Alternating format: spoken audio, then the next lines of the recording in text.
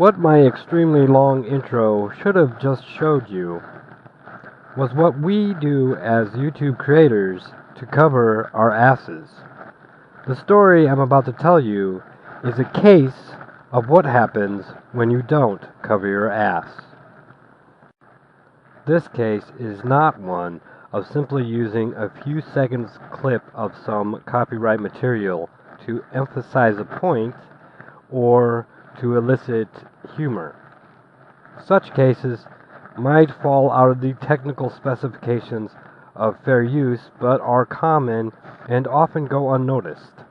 This is not the case I'm talking about. Now, I know this case has had some review by other creators and commentators. This is the case of Bering and his use of a copyrighted image.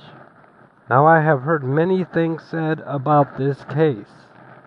That Bering was treated unfairly by YouTube, that he was the victim of a silencing campaign, that this was the result of YouTube heroes, and many other conspiracy theories. Here are the simple facts. Bering did use an image that is copywritten in all or nearly all of his productions. Bering did create merchandise with this very same image on it. Was Bering the victim of a silencing campaign? Yes. I think we all can agree that much is obvious.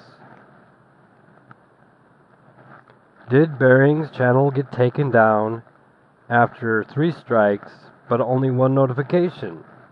I think we all can agree that much is also true.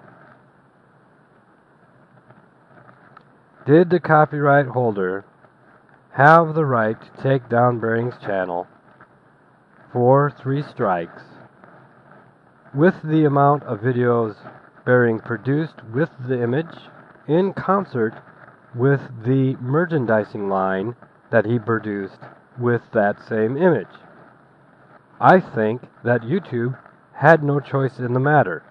There is a clear concern that Bering, intentionally or not, broke copyright law.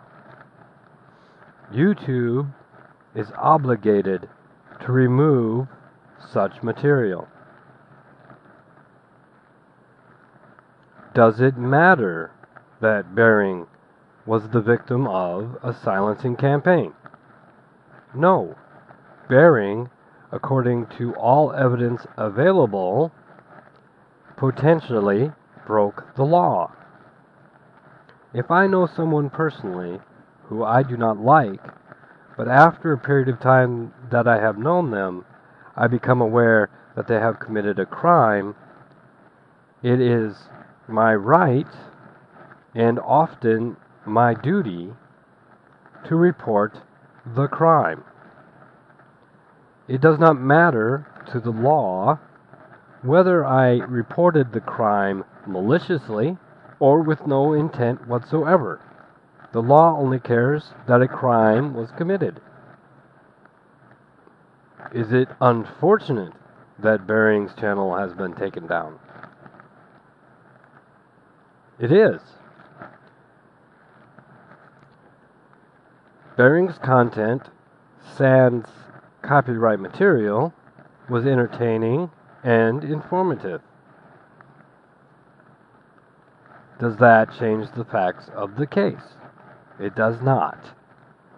Bering, as a content producer on YouTube with over 300,000 subscribers, who also addressed copyright issues on a few occasions when rebutting other creators, should have been well aware that there was a risk to him and his channel for the use of a copyrighted image. This is especially true since Bering was deliberately bucking the system. And by system, I mean the current social atmosphere on social media.